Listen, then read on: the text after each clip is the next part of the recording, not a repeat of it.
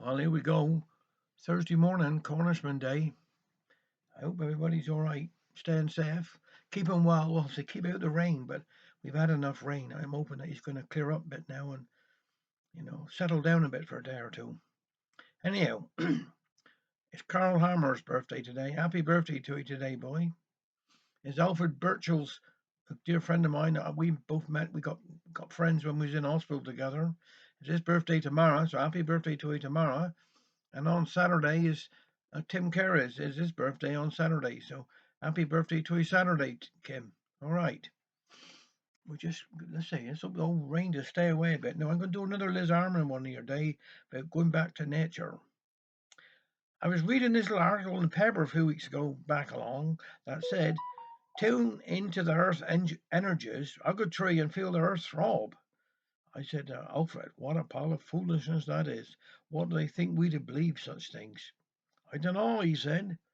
When you to think of 'em, Sarah Ann, our lungs are what to keep us going. Our lungs to clean our blood and pump it all around our bodies. But what that got to do with trees? I said. Well, answered Alfred, they to say that trees are the lungs of the earth. They to purify the air that we breathe. They get rid of all the poisons in the atmosphere. And where do the trees get their energy to do that? It must come from somewhere, and I reckon it must come from the earth. My soul and body, I never heard Albert talk so knowledgeable in all my life. I didn't know that he was so long-headed. I'd reckon he'd been reading the grandchild's school books. Oh, that's all very well, Alfred, I said, but do you really believe that if you hugged a tree, you would feel him throbbing? Oh, we could try, Sarah Ann answered. Next time we'd go up to Tranquinton Gardens. I thought that's safe enough. He's bound to forget by the time we get up there. We dearly love catching the bus up Tranquinton. The gardens are handsome in the spring, with all the camellias blooming, and you get a rich cup of tea and a cup of nice lovely bit of cake in the tea room. We'd like to sit in the sun and hark to the birds. Well, one day last week it was so lovely and sunny and mild that we decided to go. Didn't need no big coats. Uh, it was warm enough for our get thick jumpers and our little light Macs in my handbag. It was beautiful. The sky was blue, the birds were singing, the trees and the flowers were lovely. You could feel some fortune to be able to be there.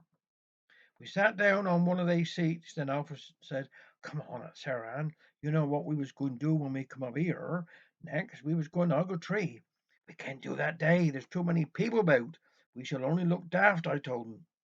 There ain't many people here at all, says he, and we can go where we can hear anyone coming on the gravel path. So feeling bram foolish, we went and found our tree. I didn't know what sort of tree I was hugging, but it felt quite cool and rough at first. Then I got used to it. All right, Harry, I shouted to Alfred. If you aren't quiet, you won't hear nothing, he said back. I can in any case, I replied. Give him chance to work, he said, so I shut up and concentrated.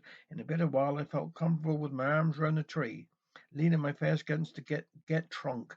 It was peaceful. You could hear the sound in the tree, little bits of leaves dropping, the birds flying around and singing. I don't know how long we stayed there, but the peace was broken when we heard a family coming along the gravel path. We jumped away from our trees as if we was criminals and pretended to be looking at the flowers.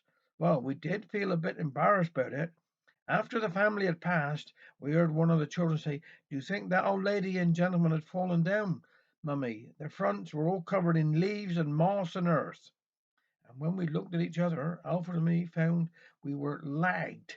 Our get jumpers was covered in moss and bits of ivy, and our hair and heads was thick with bits of leaves and twigs. We couldn't get the moss out of our jumpers till we got home and took a brush to 'em. Well, I feel the earth throb. I don't know about that, but I do know that as I stood there with my arms round the tree trunk, just listening to the sounds of nature, I felt as if I was back to when I was a child, playing amongst the trees up Bejowan Woods, chasing the sunlight amongst the trees. Happy without a care in the world, I might even try again. Why don't you ever go? Go hug a tree. You might feel the earth throbbing. Only make sure you choose a tree that isn't covered with moss and ivy.